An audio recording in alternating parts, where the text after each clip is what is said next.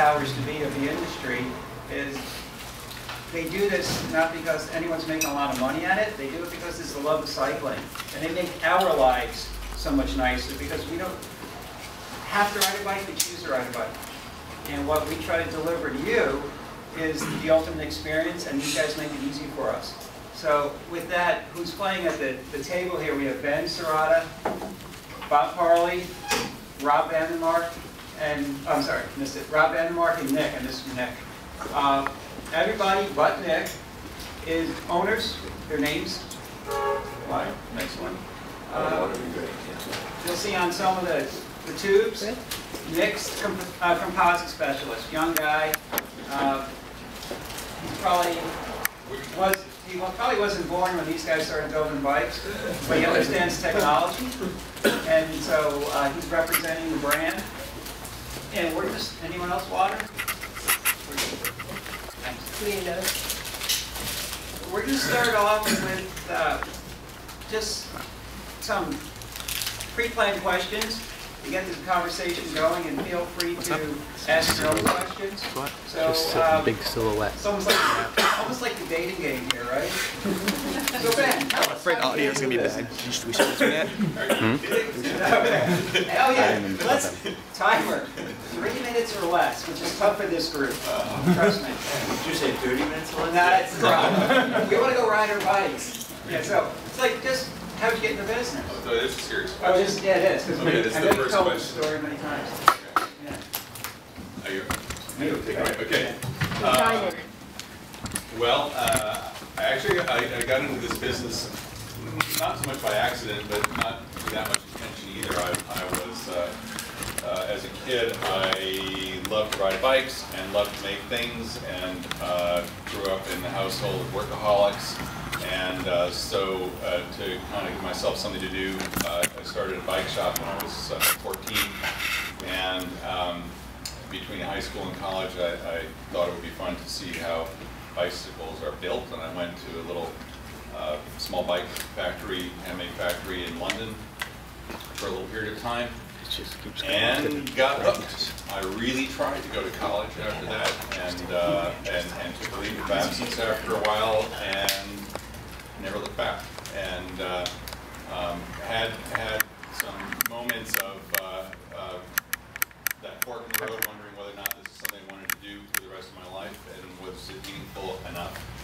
And really, that's what has been behind driving our business is making sure that it's meaningful to me, meaningful to our staff, meaningful to our customers.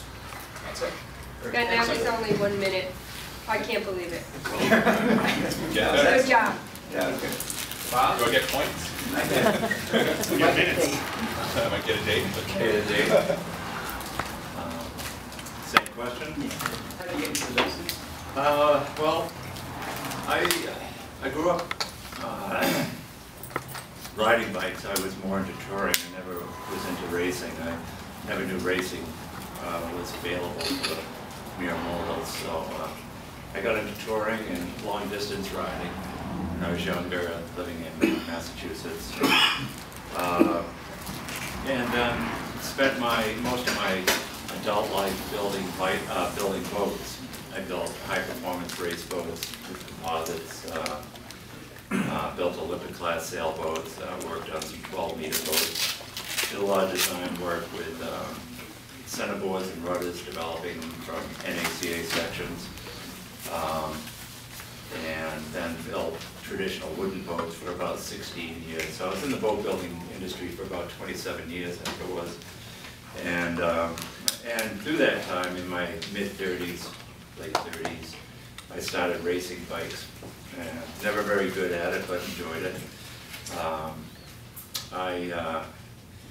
And when I was first building composite boats, one of the first carbon fiber bikes came out, and it was deemed unrideable.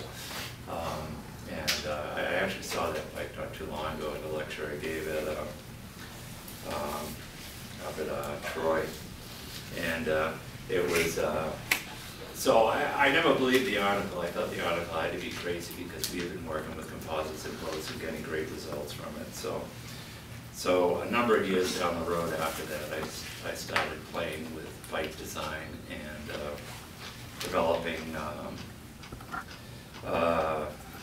thoughts on what a bike should look like, I started designing aero bikes based on the same NACA sections I would use to develop a centerboard or rudder for time trial type frames or triathlon frames.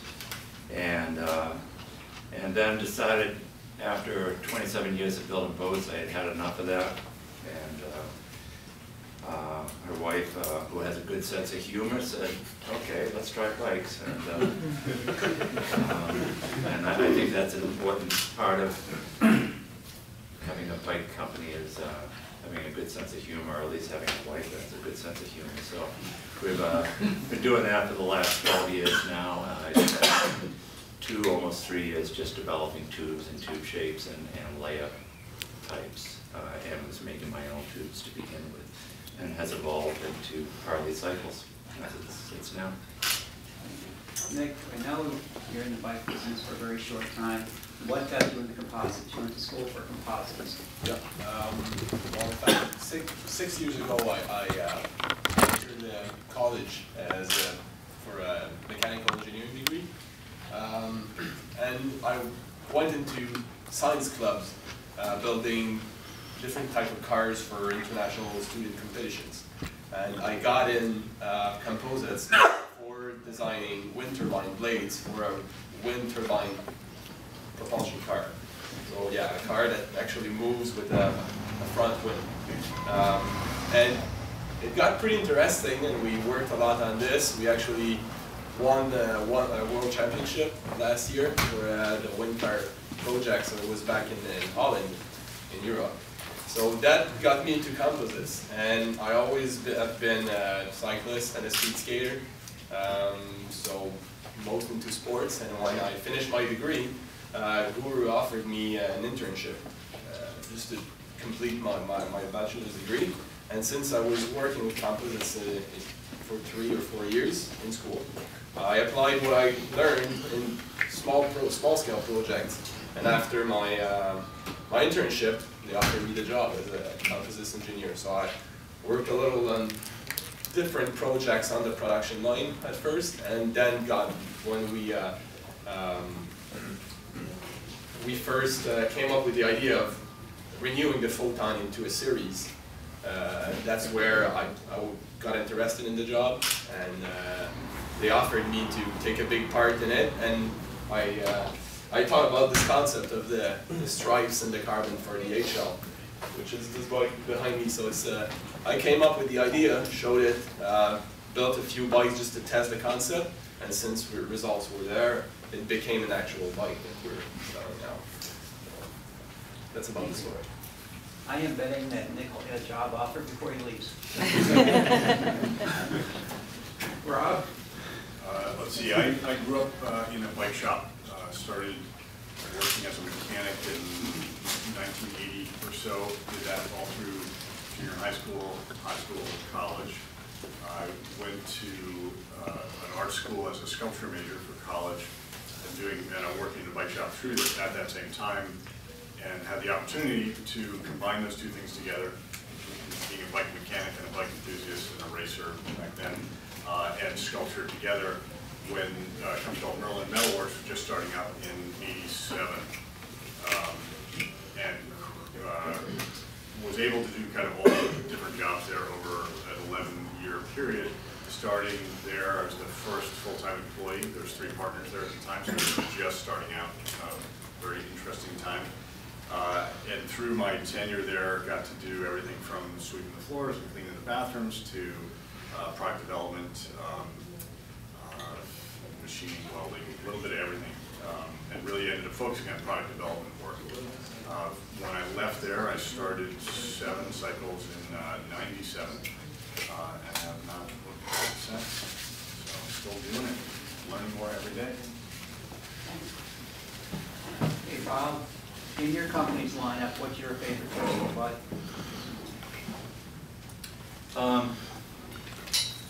I try not to get too attached to my bikes because I don't know, most of you guys know Tom. Every bike I build, he sells out from under me.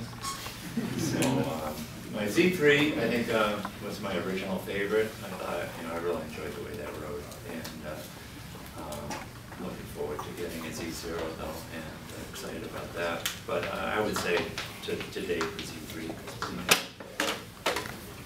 Nick, does it go without asking? Yeah, well, the HL is like, it's like a little baby to me, but I'm racing Photon, and it's actually a pretty good bike for me because it's a little, the little stiffness I needed for crit races is in that bike, so it's the perfect bike for me. But I got, yeah, if I have to choose a favorite, the HL because of the emotional factor. Thanks. Rob? Tough question. It depends on the ride. For endurance riding, randonnée riding, maybe the Axiom SL, but a full type bike for durability. For trying to keep up with group rides, which is harder and harder for me these days. The 622 or the Heliums or a carbon Timex. For mountain biking, maybe the Sola SL. There's a lot of interesting bikes, and it really depends on the kind of ride that's occurring. So usually whatever I'm riding right now is my favorite. Benjamin? I was actually gonna, I was gonna use that line, Rob. The bike. I'm sure I got a bike that's on the bike. You ride a 7? The secret's You heard it here out. first. Yeah. I've been asked that question. I've been asked that question relentlessly by one of our a good friend and customer of ours for a number of years, and I wasn't giving him an answer. And finally, he said, if all the bikes you own are in your building and the building's on fire and you only have one bike, what is it? And I thought, well, I might die in the building because I might not be able to decide, or I might not go in the building because it might burn down before I make up my mind to go in if I'm smarter about it. Overthinking the question. But but the one bike that's always my kind of go-to bike is a model called the Otro, which just does everything exceptionally well, and it's different. The bike that I rode this morning is an Otro that I built last fall and put 404 wheels on it, and it's just another bike. It's a different bike again, and so it does. It's interesting because it behaves. It can do a lot of things very, very well, and it has an aesthetic appeal, and yet there's some modern technology in it, and so forth. Today was the first time I rode that bike this year, though. Also have the first Mavici, the first prototype Mavici that we didn't break in testing. Is what I've been riding all spring with big fat tires on it, and so I've been loving that bike too. Excellent. Okay, Nick, what's your favorite place in the world to ride?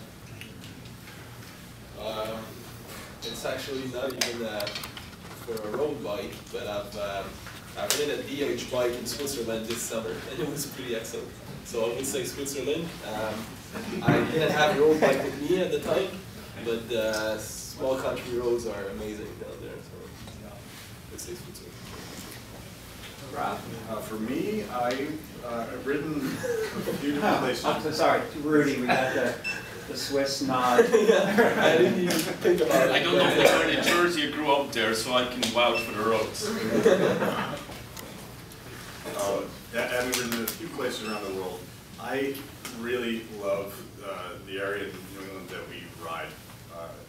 Partly because I know those roads, but in large part because there's so much variety where we are. I think probably similar to here. Because the roads are older, it's when people talk about riding in other parts of the country, Colorado, Southern California, San Francisco area, there sounds like there's some really beautiful rides, and I've ridden some of that stuff, but there are very limited options where you can ride, and we're so lucky being here where there's so many roads, hidden roads, so many types of roads. You can do 100 rides in over 100 days and do 100 different rides. To me, that's really, really one of the coolest things. For mountain biking, there's some great mountain biking where we live too. So I like to stay local. I like to know the roads and trails. That makes me have a better ride. Favorite place, Ben? I have two favorite places. One is actually, New England is fine, but upstate New York is better. we have incredible variety and lots of secondary roads with very, very little traffic. And every time people come to visit and we ride, people are always stunned at those things, how varied and wonderful the cycling is, flat, quarry hilly, and how little traffic there is. So we're very, very fortunate. And now with this, the new interest in sort of combining road surfaces like the Tour de Battenkill, which some of you probably visited or ridden in, is in our backyard. So there's also these wonderful sort of dirt or packed gravel roads that are fun. And my other favorite area to ride is in sort of east central France, and for similar reasons that there are countless secondary roads with very little traffic, but just more dramatic scenery. There's something about going every corner, around every bend there's a chateau or an abbey or something like that. And but there are a lot of great places to ride. Those are my two favorite. Well, unfortunately, I don't get out of Dodge too often, so I love where I have to say I love where I ride too. I live in north of Boston. I live on what they call the North Shore of Cape Ann, and so I can ride to work. I can leave my house and ride along the ocean, and beautiful ride each morning or evening. My favorite place to ride, though, I have to say, is Vermont. Some of the nicest people, some of the friendliest people in their cars, and great riding. Great mountains, great roads, great everything up there.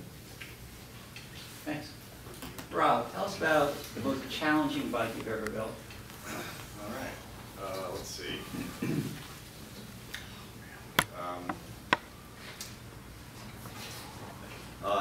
I think every bike is a challenge because every bike that Seven does is custom. It's all that we do.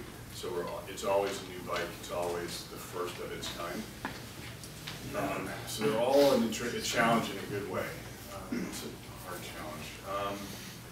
We did a really interesting bike for Signature, actually, for a gentleman who had some interesting physical challenges. So we did a bunch of things on that bike that were unique that we haven't done since or before. So that was maybe a more extreme case of an unusual bike where we're machining parts that we wouldn't typically do. So that was probably a challenge, but in a good way. Like the people that worked on the bike were really excited to be working on a bike that this guy could ride and would be a sort of enhance his experience of the world. So that was a cool one. That was not too long ago. Yeah, that was a couple of years ago. The challenge for Hector Picard, he's a double arm amputee. It was off at the elbow and he had nothing at the shoulder. He was an electrician and as he said, he grabbed the wrong wire at a hothouse. And we built him a bike with a special handlebar because to eat, we had this titanium plate that he put up this soft hole where he put pretzels on top so he'd be able to eat as he rode, but he had to brake with his knee. And that's when electronic shifting first came out, and we were able to, on his little stub, to have a cup so he's able to hit the shifter buttons. That was really helpful to that bike. But to be able to brake with his knee, we had to put a little nub on the top tube, and there was a XY to figure out where in the world he can brake and have leverage. And he's been racing triathlons, he's doing Ironman, he rode across the country. HectorPicard.com, look him up, he's an amazing individual. But you helped us put that bike together. That was one of my most favorite bikes. Yeah. They did all the hard work, you just had a working front. And you can change it flat. Yeah, we taught him how to change it flat. So anyone ever complains he's got no arms, Hector can change it flat with no arms. Faster than anybody else, too. Can you beat double amputee, though?